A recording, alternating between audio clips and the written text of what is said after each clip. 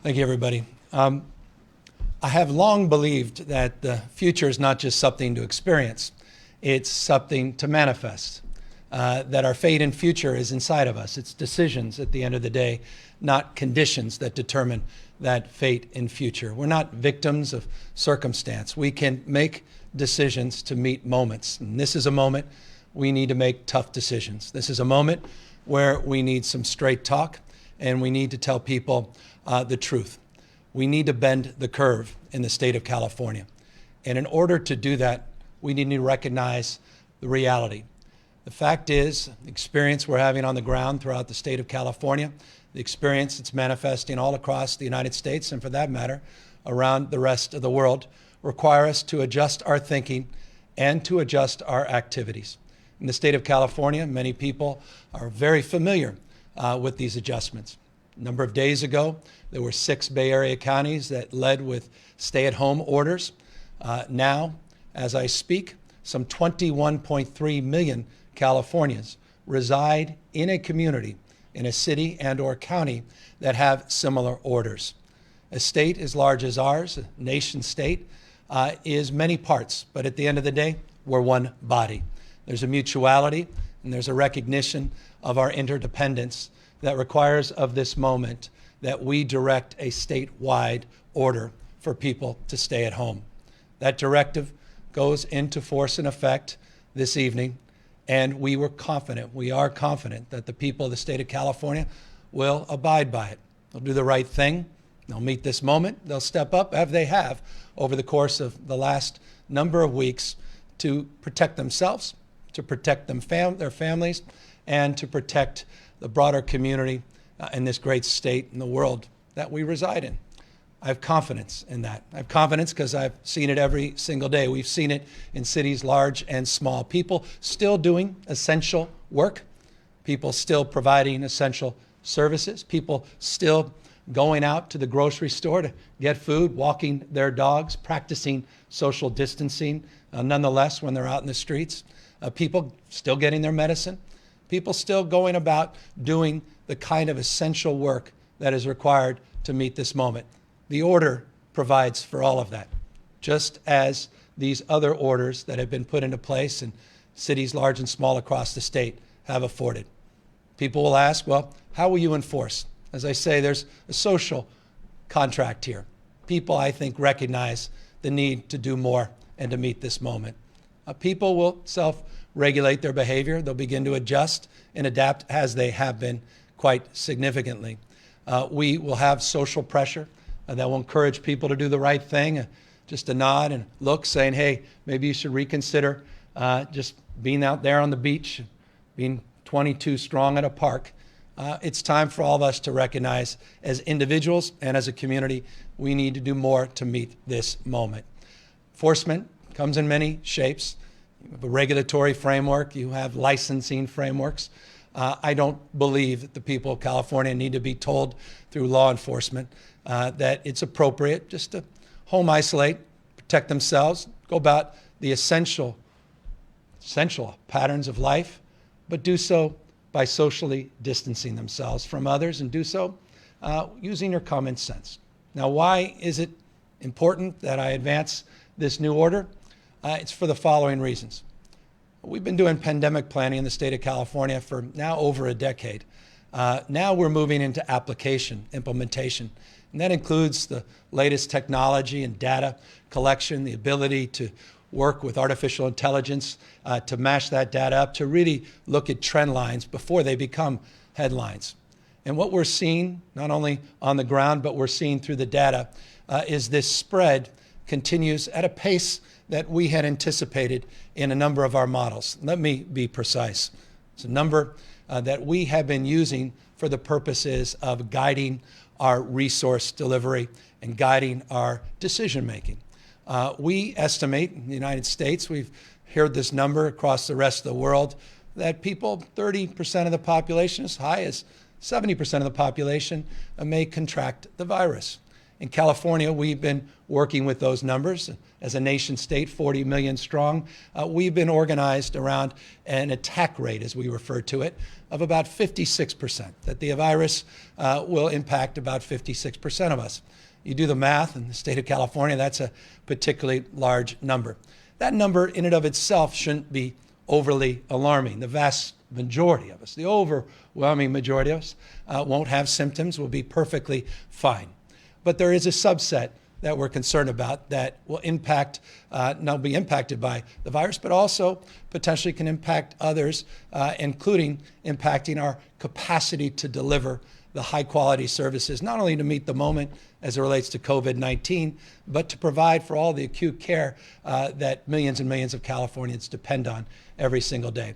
So we're looking at a hospitalization rate by using those numbers. And forgive me, I know sometimes these numbers get confusing, but a 56% attack rate, if you assume that R naught, which is the number of individuals that you may come in contact with that can contract the virus, if you use that formula, we believe with a 20% hospitalization rate, a little bit on the higher end, though some would argue it could be much higher, some believe it might be much lower, but 20% hospitalization rate, it's about 19,543 people that would need to be hospitalized under that scenario, above the existing capacity of our system.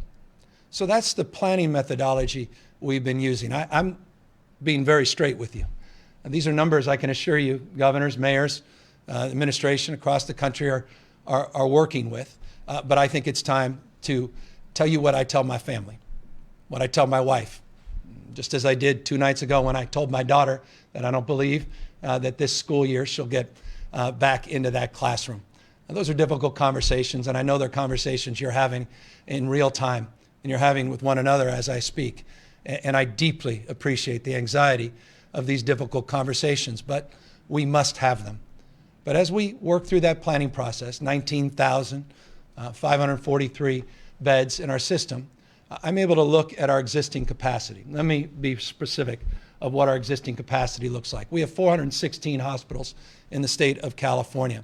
We have capacity to provide care beyond our hospital system, but within the hospital system, we have a capacity to surge the number of beds beyond the 78,000 currently staffed beds by an additional 10,207. By the way, that number changes on a daily basis, but that's today's number. So looking at the 19,500 plus individuals in our planning, looking at that surge capacity, about 10,000, we are looking at a delta, a gap, that requires about 10,000 beds, 10,000 members of the community to staff those beds. And that's currently what we're up against. But here's the point. That's a planning document. If we change our behaviors, that inventory will come down.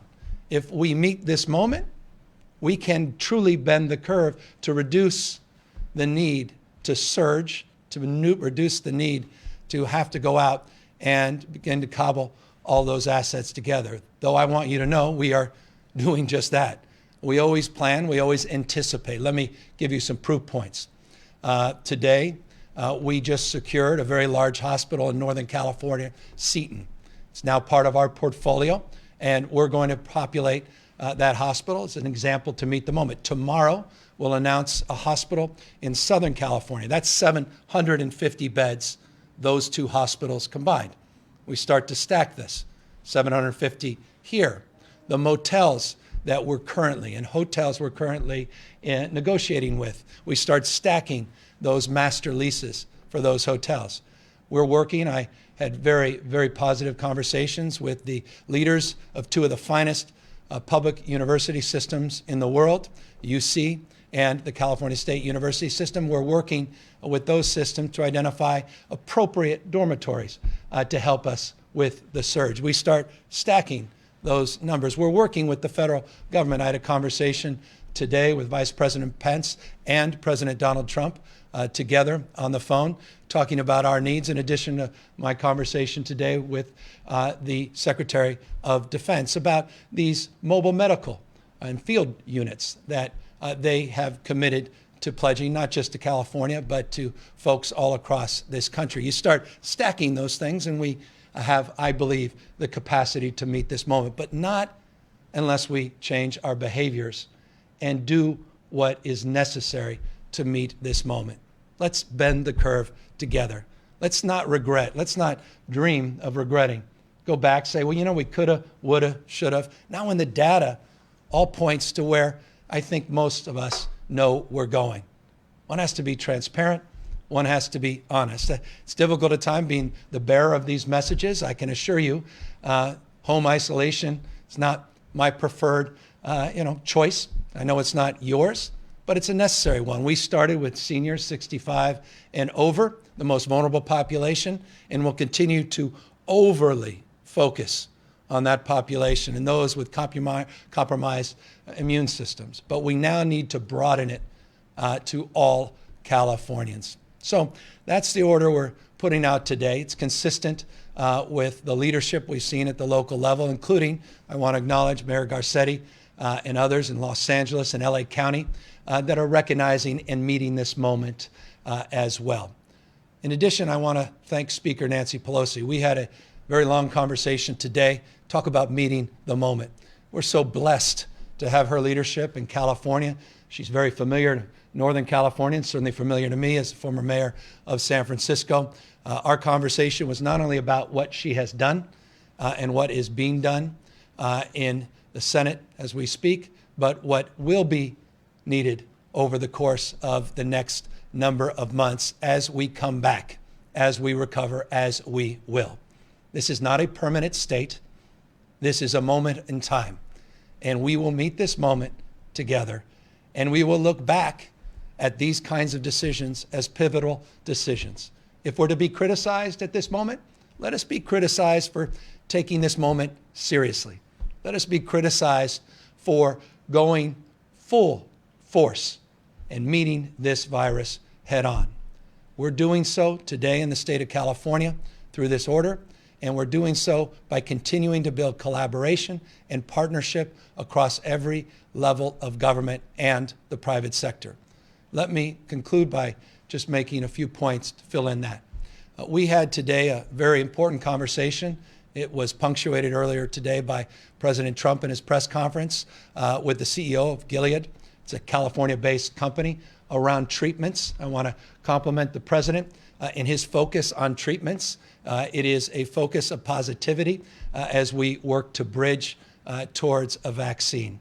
It was a very encouraging conversation. It's a conversation that we can have with many other CEOs of companies, not just in the state of California, but for that matter, around the rest of this country and around the rest of the world.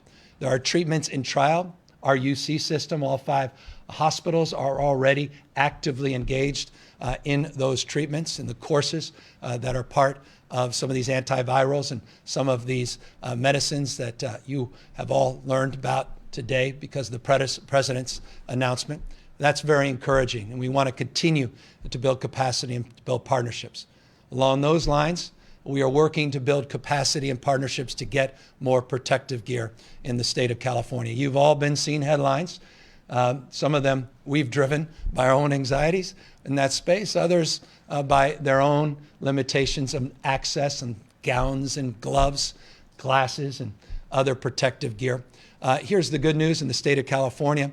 I was talking to the Vice President and the President today, thanking them for the first national stockpile transfer of assets that we just received, where we received quite literally hundreds of thousands of gloves and face masks, not just N95s, but also surgical masks. We're going to be starting to get that cache of assets out into our diverse communities throughout the state of California.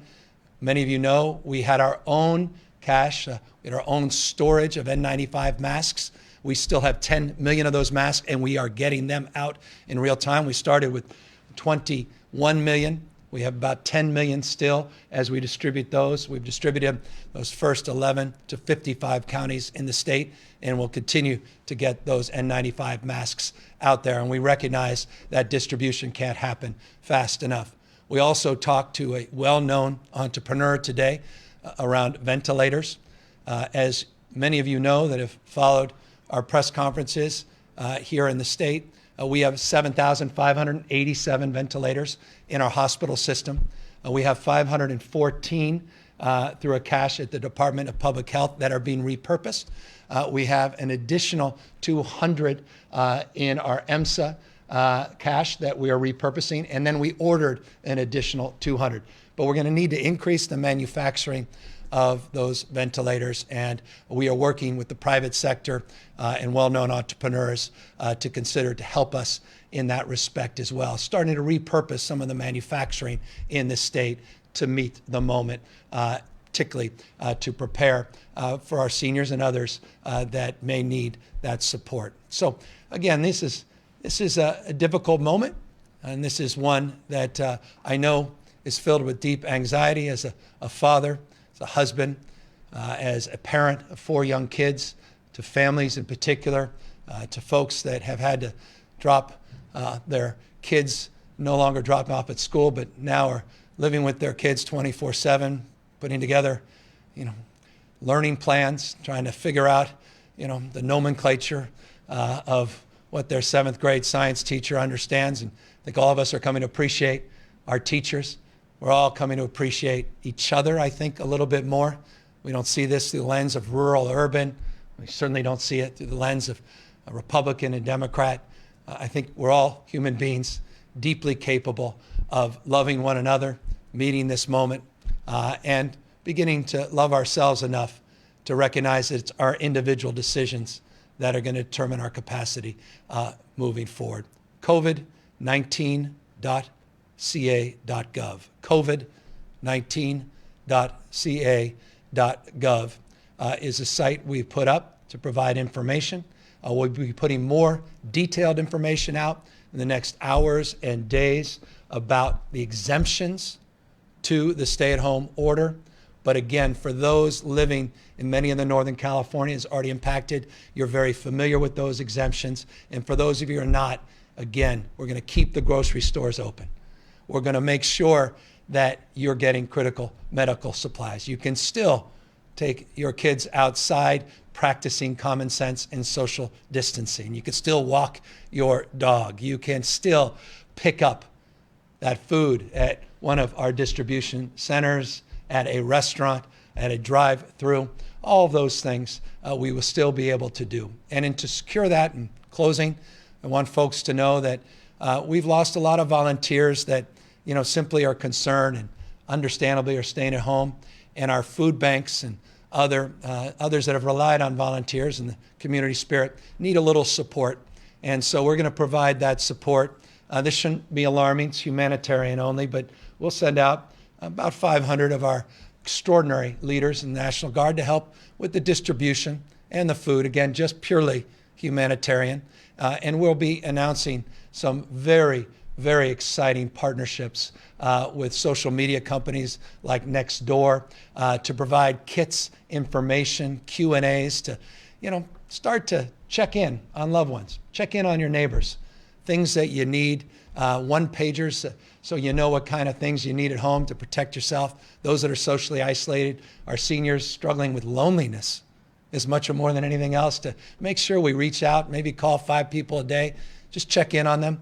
So we've got a whole kit we put out with that social media company, and we're going to be doing more with AmeriCorps and Conservation Corp in the state of California.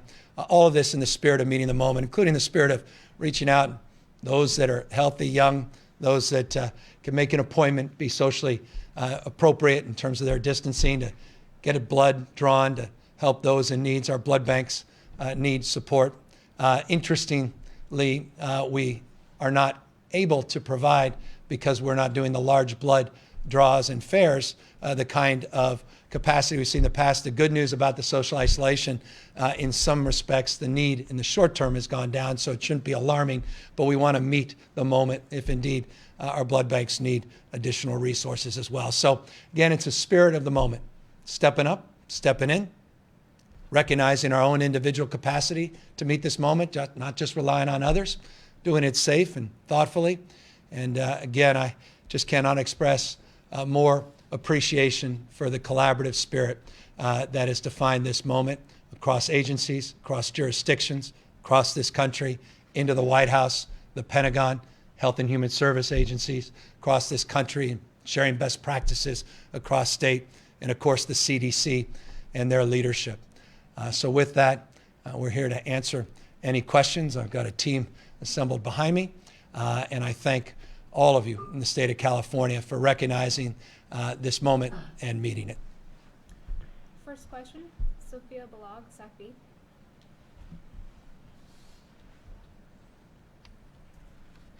Sophia Balog, SACB.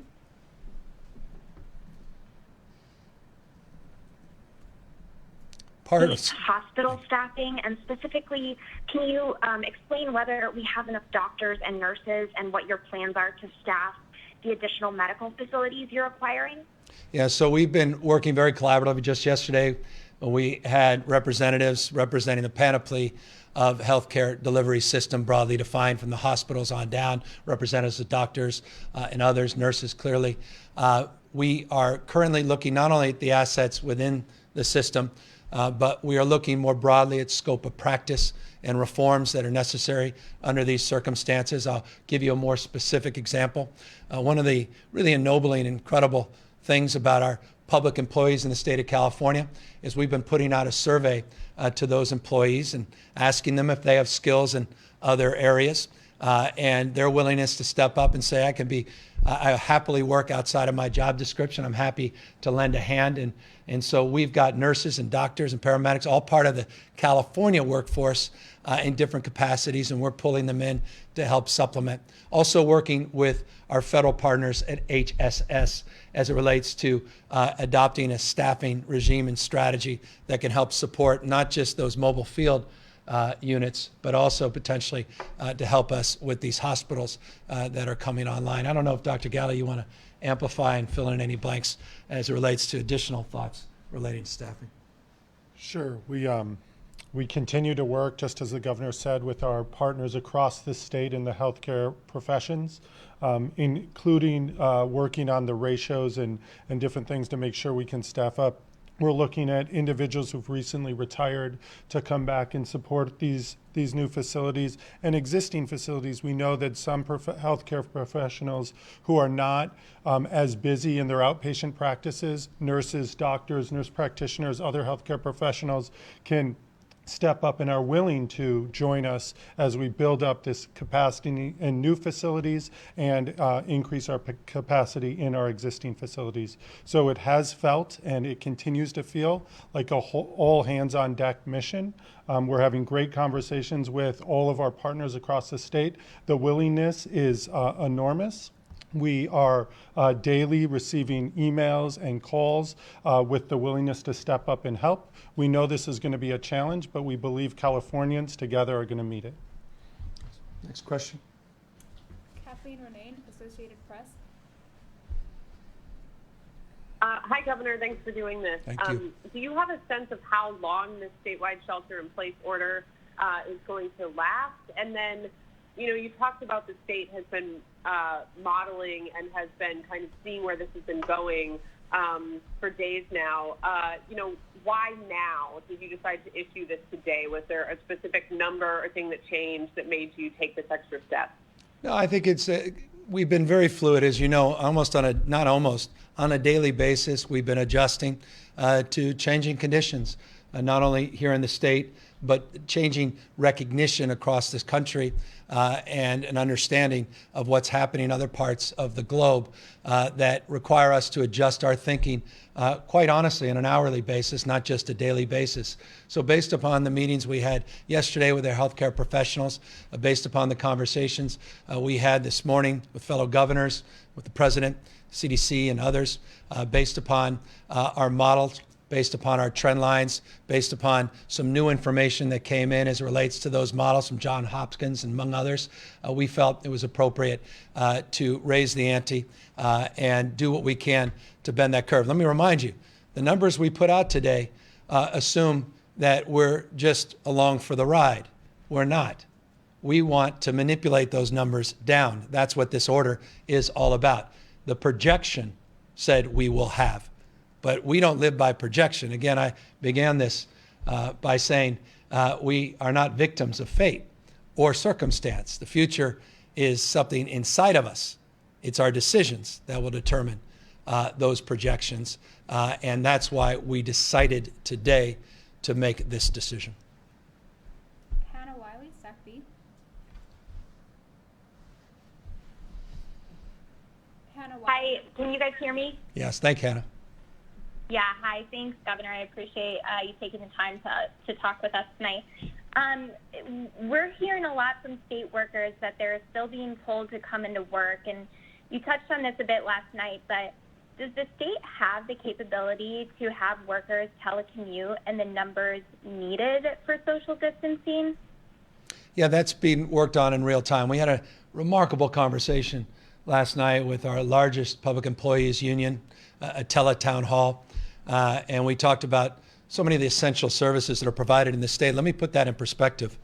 When you consider police and fire and those in our corrections industry broadly defined, you're over 50% of the workforce operating on some form of 24-hour support. So it's deeply defined as essential. Those in non-essential positions that have skills are being surveyed to see if they could provide essential capacity and fill in voids that may exist or persist throughout our system.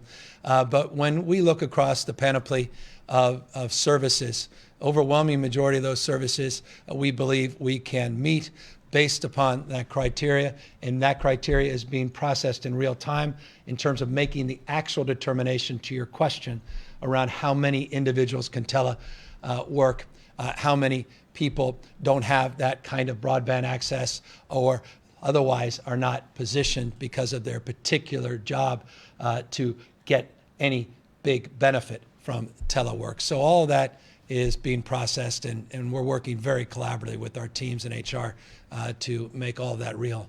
But it's a constant and never-ending adjustment. Sosan Morar, SAC B. Thank you, Governor. Has the Trump administration agreed to send the equipment you've requested, and what exactly has the federal government agreed to provide California? Well, we're expecting the delivery of that national stockpile and those numbers that I gave you just a moment ago that the Trump administration agreed to, and they delivered. Was on the call with the president and the vice president specifically about the first tranche of those requests. They gave 25% of those requests as they're processing these requests all across the country. Will arrive, we believe, in our West Sacramento warehouse and then be distributed throughout our system. Again, that's just the first order, one of 4. The other order is apparently on the way as well. And so we were very grateful to hear of that. I'm very grateful that the first assets are now about to be delivered to the state and then distributed throughout the state. John Myers, Los Angeles Times.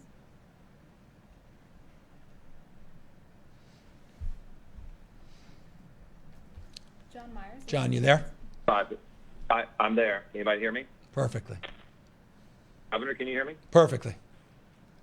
Fantastic. One more time. I want to go back to the projection in the letter that you sent to the president of the $25.5 million, which I understand, as you've said a moment ago, is a projection if nothing else happens.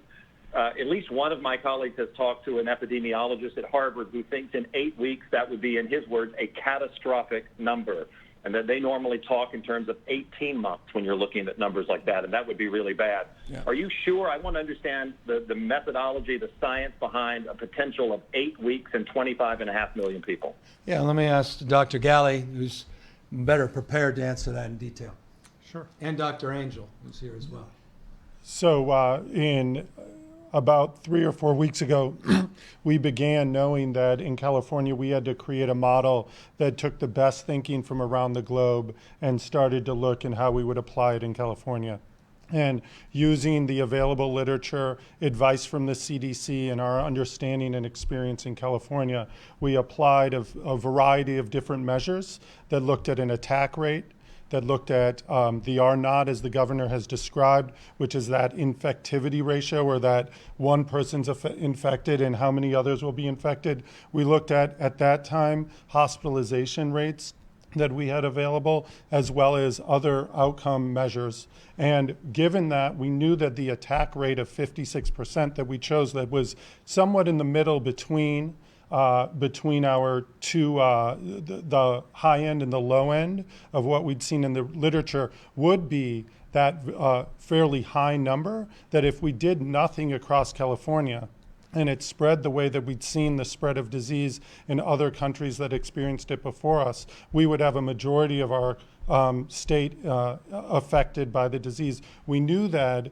that did not equate to the same number of people who would be sick enough to seek care, sick enough to be hospitalized, and then beyond that, sick enough to need the level of ICU level care that we worry about most and some of the worst outcomes. So we built the model in collaboration with the CDC, as the governor said, to guide our planning so that we were prepared across California. And we are very glad we had built that model, because it's put us in a great position with our partners across the state to be prepared for what we are starting to see, which are hospitals with many patients and patients who are in the ICU and having outcomes that we've seen in other countries. And we feel like we are well prepared because of that planning to meet this moment and be prepared for what's coming up in the days and weeks to come. And I deeply recognize how alarming those numbers are, and they drive headlines, but the one that matters to us is that 19,543, that 20% hospitalization rate. That's the number that guides so much of our decision making, and that we are advancing very purposefully. Will Silver, KCBS Radio. Hi, Governor. Can you hear me? Perfectly. Oh, good. All right, Governor. First of all, I've about a million questions, but I'll only ask a couple of them. I want to go back to Kathleen's question. You didn't answer the part about how long you anticipate this actually lasting. Is there a date on this order for how long it would last? And then also, will there be any actual enforcement? And if not, how practical and impactful do you think it will have, given how many people are still going out, going to stores, going to essential jobs? I think that's all you'll let me ask for now, but let's try that. Yeah. Well, we want people to go to essential jobs. We want people to deal with their essentials in a thoughtful and judicious way. But I think, and Doug, you're in San Francisco, you've seen some concentrations where we're not seeing social distancing, but you're also seeing vast majorities of that city where people are practicing social distancing without law enforcement making arrests or citing people. Social pressure is leading to social distancing, social recognition, and the socialization of this disease is leading people to change behavior on the natural. And that's, again, been socialized in 20 counties already, representing 21.3 million Californians. So expanding this statewide makes sense in that respect. And I think people are making sense of what this is and what this isn't. And again, on our regulatory bucket, we have enforcement that's not traditional law enforcement, but we have regulatory enforcement, licensing enforcement from a business perspective, and then we have social pressure that you, others, common sense will place on people. And of course, we have the capacity to move beyond that. To the extent this is a directive, it is open-ended one, and it is for a reason that we could not give you a deadline that we really could believe in. This is a dynamic situation. We could put a 2-week deadline. It gives people a false sense of what to expect. I don't expect this will be many, many months, but for the time being, we are recognizing this next 8 weeks as it relates to this virus in particular, and we want to get that curve down, and we want to meet that moment. We want these numbers to be in the dustbin of history as irrelevant to the experience that we're all about to have, and that's why it's an order without a specific deadline, but we will be very transparent with you and very forthright in the next days and weeks to update you and give you a sense of where we think and believe we are. Jeremy White, Politico. Governor, my colleagues have already covered the questions I had, so I'll just ask, is the entrepreneur you're working with Elon Musk? We are working with a number of entrepreneurs, and let me just say this, I was pleased to see his tweet today. Alexi Kosa, SF Chronicle.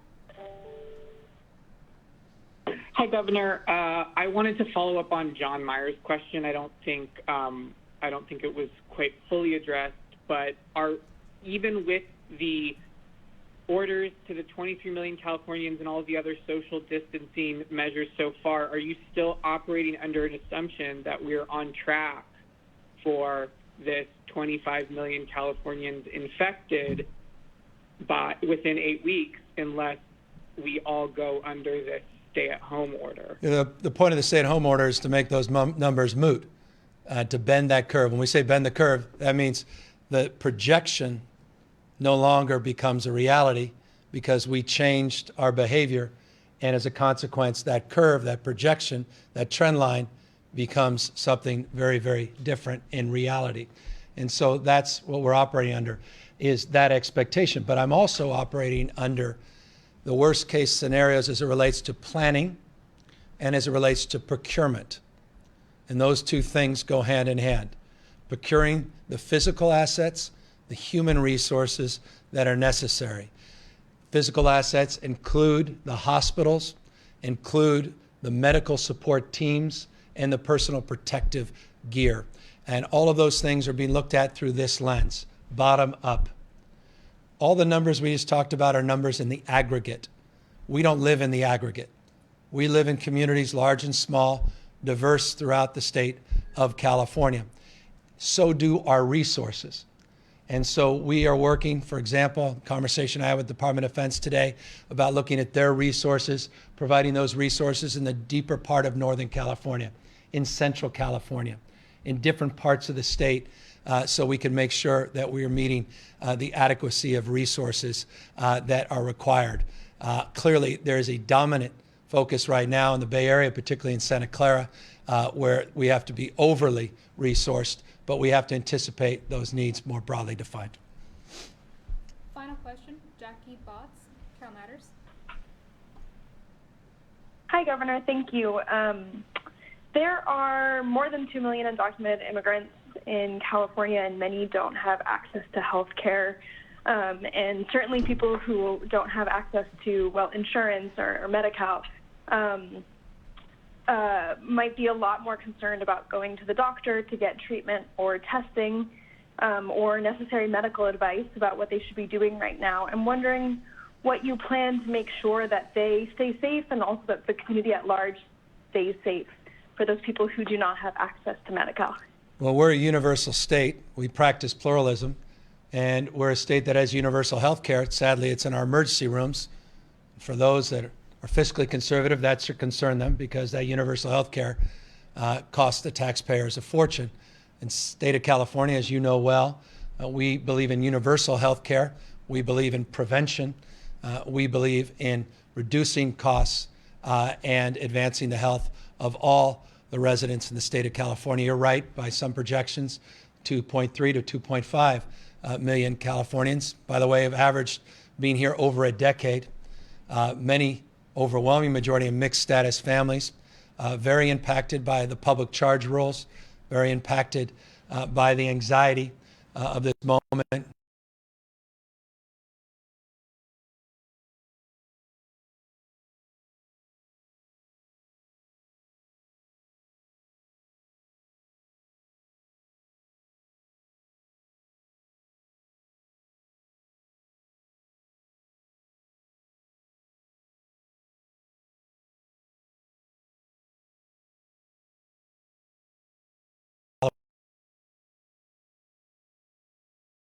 I hope ultimately they'll give up on public.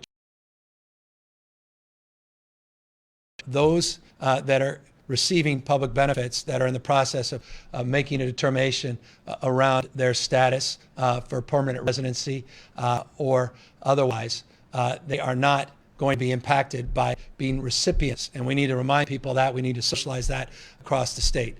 We're also going to be doing a series of PSAs that meet people where they are and remind people of the things we already have done, We have universal health care regardless of immigration status that we expanded last year up to the age of 26. And clearly, as you know from my budget, we had a desire to do even more. To the extent we can, we are reviewing that. We're looking at the entire budget, looking at the existing proposals that we introduced in January, looking at where the legislature is currently in terms of whether or not they'd support it. But the magnitude of the economic impacts and the costs broadly have obviously put a reminder that we have to contextualize all of the needs together. And that was the importance of the call of Speaker Pelosi today, and incredible imperative to have federal government support, particularly in one area, and that's unemployment insurance. There's no greater impact quickly in terms of unemployment insurance. And as you've seen, those claims have skyrocketed in the state of California. 40,000 a few days ago, 70,000 2 days ago, 80,000 claims yesterday. New numbers will be providing you very shortly from yesterday. It gives you a sense of the magnitude of this moment. But we'll meet it for all our diverse communities. Let me just conclusion, since that was the last question, make this point as well. I'm very proud to be a Bay Area kid, born and raised. But one of the things that doesn't make me proud is part of our past. I come from a community that initiated the Chinese Exclusion Act. I remember a guy by the name of Dennis in the time, and he began and ended every speech by saying, whatever else we do, the Chinese must go. That yellow fever led to the Chinese Exclusion Act. It's a real black eye in the history of the United States of America, our state, my city. One thing I also want to express is deep, deep recognition of the xenophobia and the racism that is being perpetuated against Asians in our state. We have seen a huge increase in people that are assaulting people on the basis of how they were born, the way they look. And I just want folks to know we are better than that. We are watching that. We're going to begin to enforce that more aggressively. And I just hope people put down their bigotry, their bias, and recognize that in a state where 27% of us are foreign born, a state that, as I said, is truly universal, the most diverse state in the world's most diverse democracy, that in order to meet this moment, we have to recognize our common humanity. And so it's in that spirit I conclude, and I thank all my fellow Californians for recognizing the urgency of tonight's call. And over the course of the next few days, we look forward to working very closely with everybody so everyone understands where we are and where we're going as a state and as a nation. Good night, everybody.